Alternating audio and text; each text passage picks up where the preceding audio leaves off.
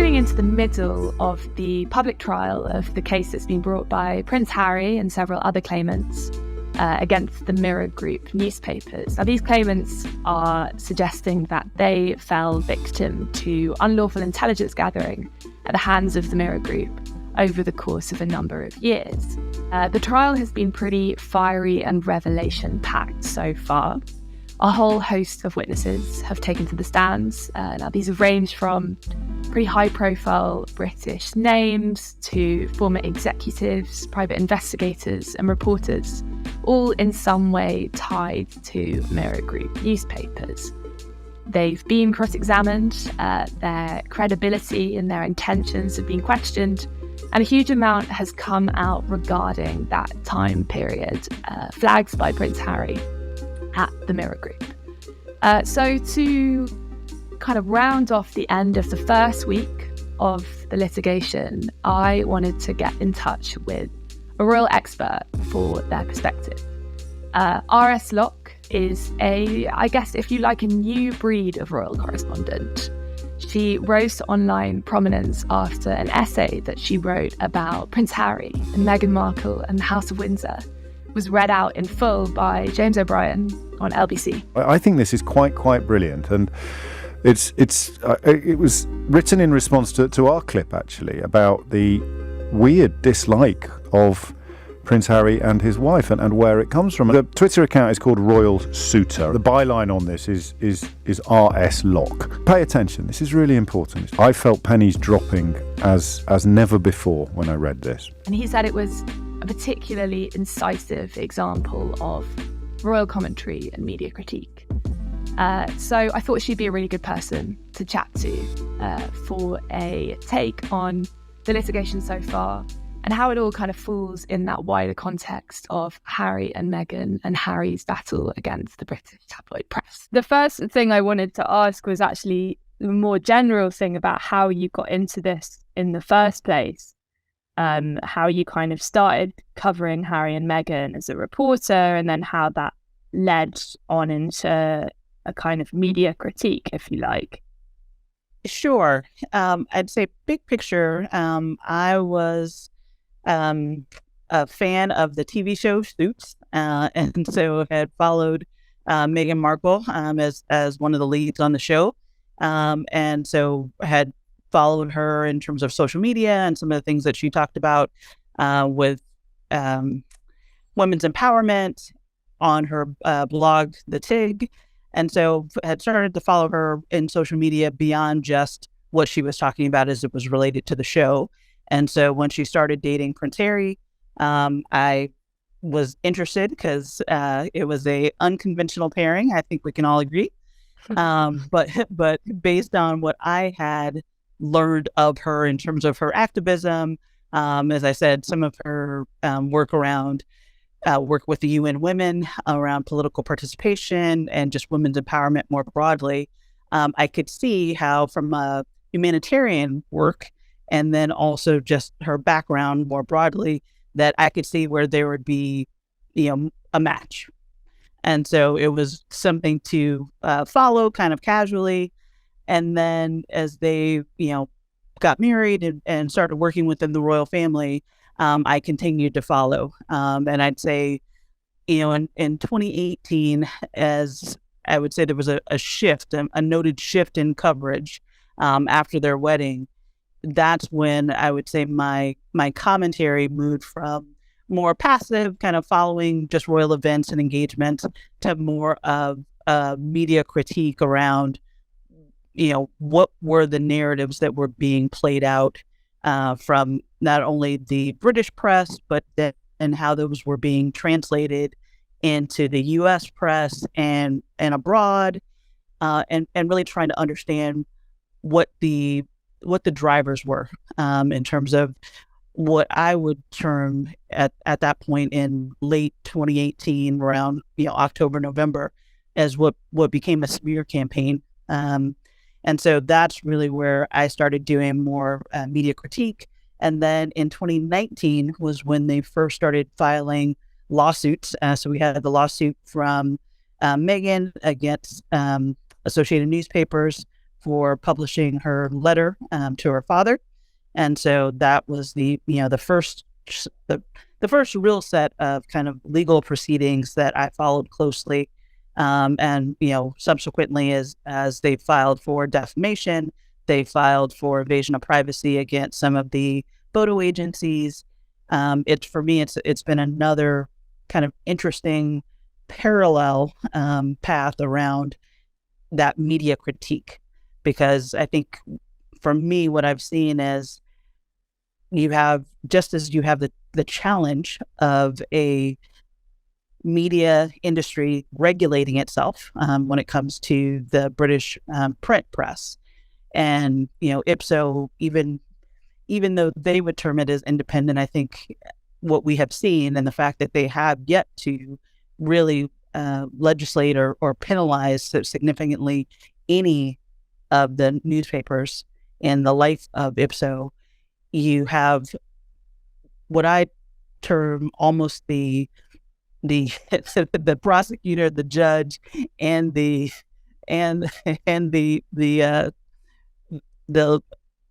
defendant are all part of the same industry.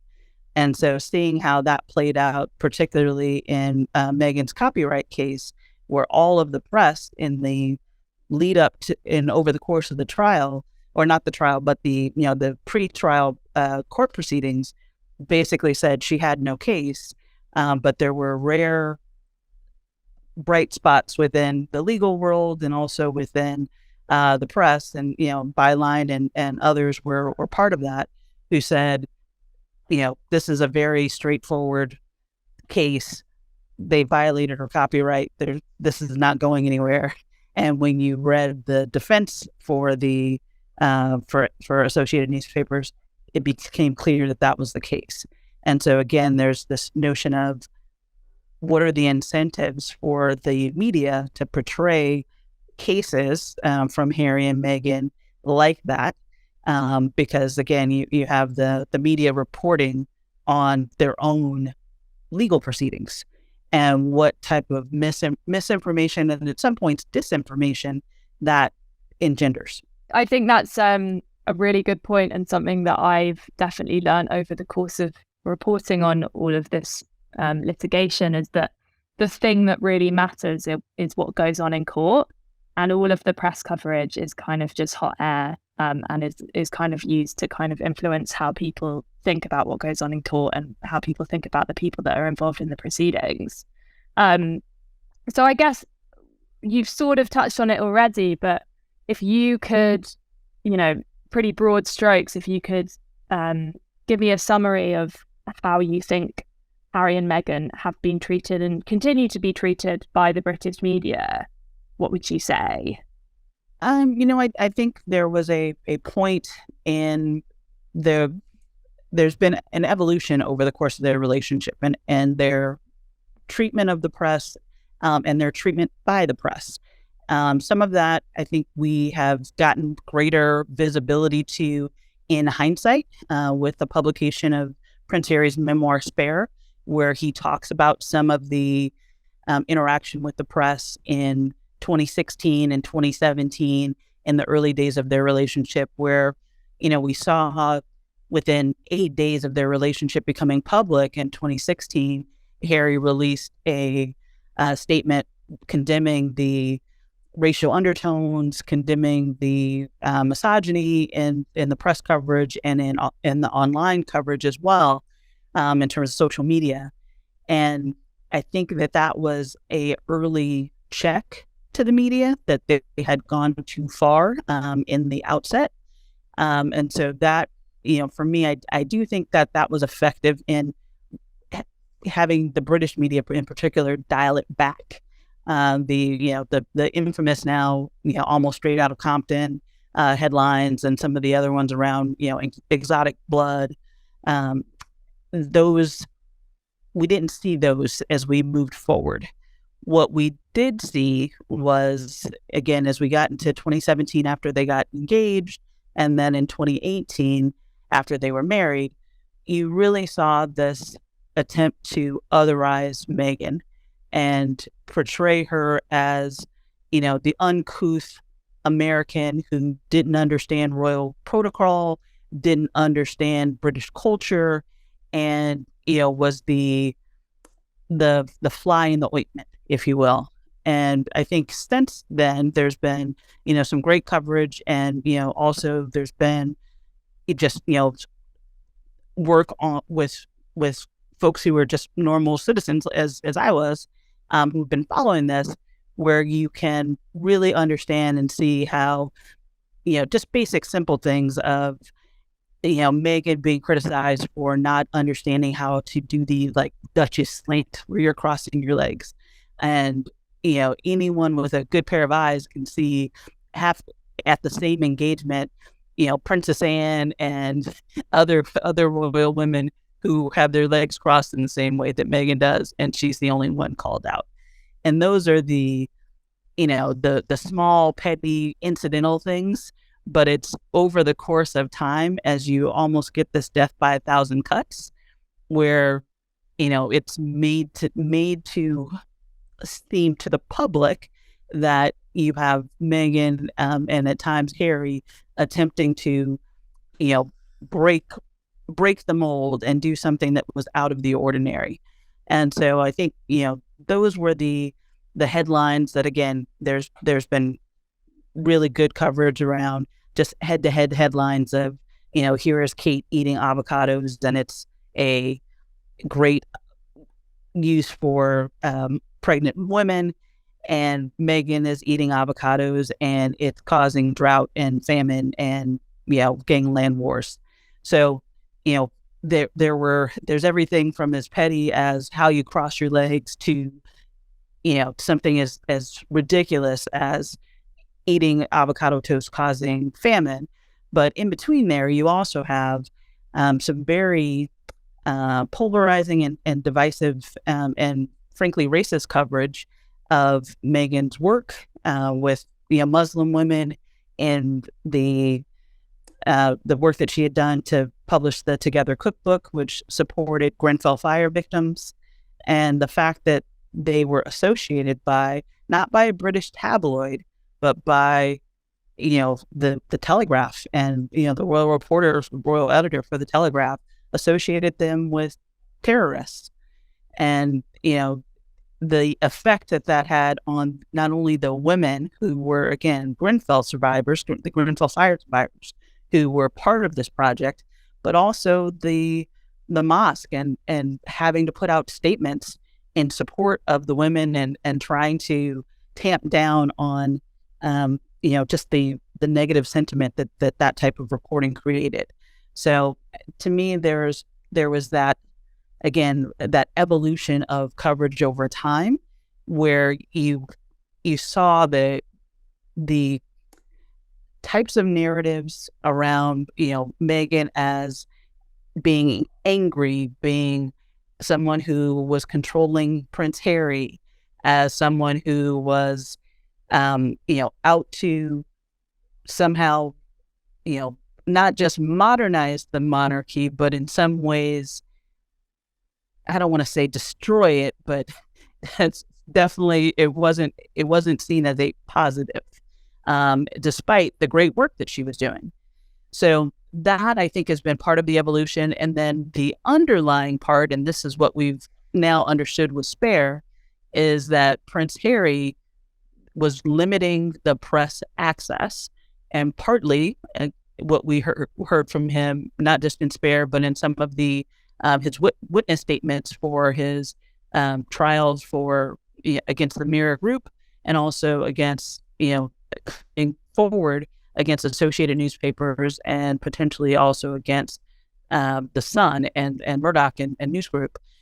He talks about the fact that he was trying to get a settlement with News Group for unlawful information gathering, because I would say it's more than just phone hacking. It's a broad based in terms of the allegations that have now been brought in legal proceedings. And he was trying to get that settlement, and he's talked about the fact that there was a deal that the palace had made in order to have it settled more quietly and get a settlement as well as an apology for that effort. And what Harry said, I believe in the memoir was, I don't want to invite these reporters to my wedding and have them inside the church covering the wedding and making money off of this unless, Rupert Murdoch apologizes to me in person. And so he wasn't going to get that, but he at least wanted to be able to use that as leverage to negotiate the settlement. And that also didn't happen. And I think, to hear Harry tell it, Rebecca Brooks and others in the leadership for News Group basically blew him off. So I think as we saw, part of this evolution in their coverage was based on Harry's unwillingness to provide access to him, to Meghan. Royal reporters have talked pretty openly about the fact that Harry and Meghan weren't willing to do a reception where they do kind of a cocktail reception with members of the Royal Rota who cover the royal family, so that they could, get to know Meghan in a social setting and really have more of a personal access to her. And Harry refused. And, the same kind of distance was kept on royal engagements, on royal tours, and that rubbed the media the wrong way, who felt like there was a exchange that needed to happen of, they wanted greater access in order to continue to provide positive coverage. And when that was limited, not just at the wedding, but then also through their work. And then I think the final straw was when Harry and Meghan didn't do the photo call at the Linda Wing at St. Mary's Hospital when Archie was born. I think that was really when there was a rending of any pretense of a relationship in a partnership with the British media. And from then on, I think the summer of 2019, which was after they didn't do the Linda Wing, and then also had a private baptism for Archie, where they didn't share who his godparents were and didn't allow the media to cover the arrivals for the baptism. That really then led into a summer of just, press abuse and then terrorizing a new mother. And, we got all the stories about hypocrisy around using private jets. There was the cost of Frogmore Cottage. And it really, from a timing standpoint, it really just played into the press narrative around Harry and Meghan wanting privacy, but also wanting this, the benefits of being part of the royal family. I suppose I sort of see you in the mix of all of this as a new kind of royal correspondent. Do you think that's an appropriate way of describing yourself? Like, do you think you kind of differ from the historical notion of what a royal correspondent is and what they do in terms of having that kind of behind closed doors relationship with the palace? I think so. I think there's a mix of, you have people who are part of the Royal Rota, who are given preferential access to engagements, and they have contacts within the palace, and as part of getting that access, they are also almost an extended form of PR for the royal family. And so, when your ability to do your job is predicated on access, it's going to temper what you will and won't say in an article. That's just the nature of the beast. And, for myself, I think I bring a different perspective as an American. And so I don't have a reverential, sense or feeling about the royal family. I look at it pretty pragmatically, as, the monarch is the head of state, and there are benefits to having a separate head of state from the head of government. And then, everyone else who is, not the monarch or not the heir is an employee of an institution that is, a $1 billion family business. And so if I was looking at that as a business person, what are the decisions that they're making and how they utilize the people who are part of the business, as well as how they're creating their brand. So that's the perspective that I bring, as well as, as an African American woman. I think what I noticed in the coverage from the more typical royal correspondents, you don't have a lot of diversity, either within ethnic and racial diversity, but also just within diversity of thought, right? Of people who they may not be royalists, but that is the audience that they are trying to serve. Whereas for myself, there are people who are interested in Harry and Meghan more for their work and the fact that they actually, in terms of their causes that they're interested in around women's empowerment, around working with the military, and for Harry with Invictus.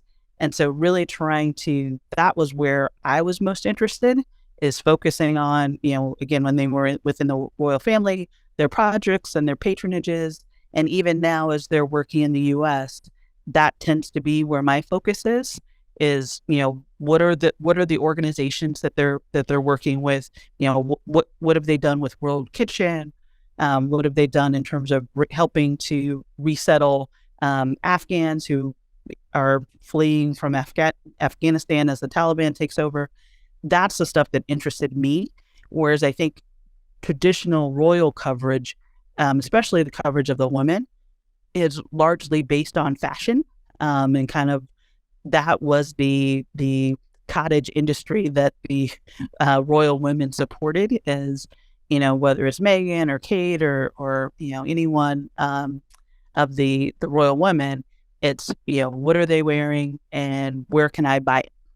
And that was the sub industry that ran underneath the more typical press coverage. So there were a lot of fashion blogs and gossip blogs that were mostly built around what are they wearing. And I took a very different tack from that, and was willing to look at their work and what were they contributing, and then also was able to look at the media coverage and the racism that was in some of the media coverage, and be willing to call it out. And as someone who is in the Royal Rota, that's not something that they were willing to do. Even the better reporters who may not have had the articles that were going to be on the wall of shame, they still weren't willing to call out their peers for the type of coverage that was being run. So moving on to the trial that's going on at the moment, a lot of the litigation that we've talked about so far is to do with stuff that has happened since Harry and Meghan have got together. It's much more contemporary. Obviously, a lot of what Harry is alleging has happened is quite a long time, quite far back in the past. Why do you think it still matters to him that to the extent that he's going through with his litigation? And then I suppose, why does this battle with the media from Prince Harry matter in general to you? I think Harry has now been very vocal and overt in calling out that, his life's work is going to be about reforming the media. But before he expressly stated, that was pretty clear to me with the lawsuits that he had filed against The Sun and Associated Newspapers, is that he sees the British media as an establishment, but then also the media's relationship with the royal family as the really the catalyst for a lot of ills, not just in his own life, but within British society. And I think he's talked pretty passionately about how it's contributed to some of the deaths of people in his life. So people like Caroline Flack, who is a former girlfriend, but even more recently, you still have some of the same it may not be phone hacking in the same way that they were doing it in the early 2000s, but you still have press intrusion in a way that is really problematic and can cause real pain for not just celebrities but average citizens. And so I remember as I'm following kind of British press and following stories of seeing celebrities like, and I'm sorry for your recording, I can't remember his name, but I remember seeing the cricketer whose family was doorstepped by a British tabloid about the death of one of their relatives, and another one of Harry's friends, a rugby player, who basically they tried to out him for his HIV diagnosis, and blackmailed him into revealing it himself. And so things like that are still happening. And that was the part that, again, as I started looking not just at the lawsuits and the cases, but also media overall and media as a critique, what I came to believe, and I think Sherry believes it as well, is that, this misinformation and the control that media can have over perceptions when it is largely opinion-based and agenda-driven, whether that's, anything from Rupert Murdoch deciding who the next prime minister of Britain should be and have campaigning within the pages of his newspapers to make it so, or, a dinner congratulating the members of the press who helped push Brexit through. It was unbelievable to me that was, publicly shared, and that was seen as a point of pride, that you had journalists who were credited for basically, selling Brexit. And to me, that's from a media standpoint, and just if you know that that's the type of agendas that are being pushed within the press, it really makes you question everything that you know about media and journalism. And so with that as a background, that was, part of what I think has broader implications beyond the royal world, is this notion of opinion-driven media versus factual reporting, and where do we draw the line between the two. And I think it's become more and more blurry. And then also, as an American, one of my fears is that, right now, I believe starting last summer, almost every British tabloid has made a push through their online publication into the U.S. and are trying to grow their U.S. coverage and their U.S. market. And the notion of British tabloid style media becoming even more invasive into U.S. Types of media reporting scares me. And because I've seen what that looks like in the UK, and we're teetering on the edge already, and seeing Mail Online, seeing Daily Express, and we already have the New York Post and some Rupert Murdoch publication. That really concerns me as to what the ripple effect will be as you see more of that blurring of the line in reporting. Mm-hmm. Yeah, I think that's a really, really interesting point, and one that I haven't actually thought about much at all before. So kind of lastly, I suppose I wanted to ask for your thoughts on what we've seen so far in the trial, and relatedly, what you've made of the media coverage of it, this trial specifically so far, and whether you think it's been an accurate reflection of proceedings or whether it's just been kind of the same spin, I suppose. It's been interesting. I think it's been a bit of a mix. I think the early stages of the trial, because now that we're getting into witness statements, and you've had several former reporters, you've had people coming in who are people who have actually been private investigators and are complicit in the crimes that they're talking about. You're really starting to get a picture of just how systemic this type of illegal information gathering was, which, I think that helps to paint a picture of, it wasn't just a rogue reporter or, some random private investigator that was, kept on the side or only used once or twice. These were business practices that were fairly common, is what we are hearing. And I think right now, at least, I haven't seen a lot of pushback from Mirror and on the defensive side that would suggest that is not the case. So in their examination of the witnesses, I don't think that they've done a good job of proving that the editors and more senior people within Mirror Group didn't know about this. So that, I think, in terms of setting up a case for this being a common business practice that was systemic within the organization, I think that picture is being painted well. I just don't know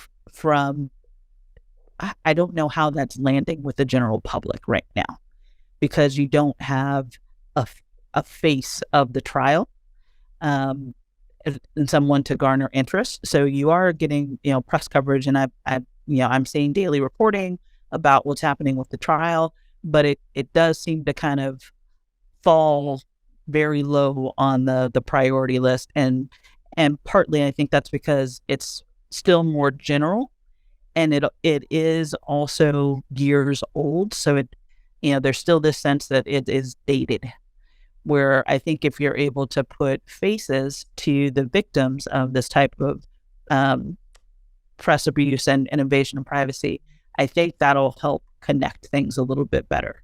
And so as we get into the actual testimony from the claimants in the case, and so people like Prince Harry, as they become, you actually see them take the witness stand, I think that will ratchet up interest, because now you're not just talking in generalities, you're actually talking to people who were affected by what was done. It was great to hear from someone from across the pond in the United States about how all of this British courtroom drama looks from over there. And I think that point that she made about the intrusion of the UK tabloid brands and UK tabloid style into the American market was a particularly salient one, something I hadn't really thought about before. R.S. Locke's perspective is so unique because she kind of sits outside of that very typical brand of royal press pack reporter that we hear from so much. I think it'll be a very important one to keep up with as Prince Harry's litigation against the Mirror Group continues. Over at Exposed News, we will be covering all of this, everything that happens, all of the fallout. We'll be publishing more interviews and more media criticism. So if you enjoyed this video, please do subscribe to our YouTube channel and follow us on Twitter for more updates as and when they come. Thanks so much for watching, and thanks again to R.S. Locke for speaking to us.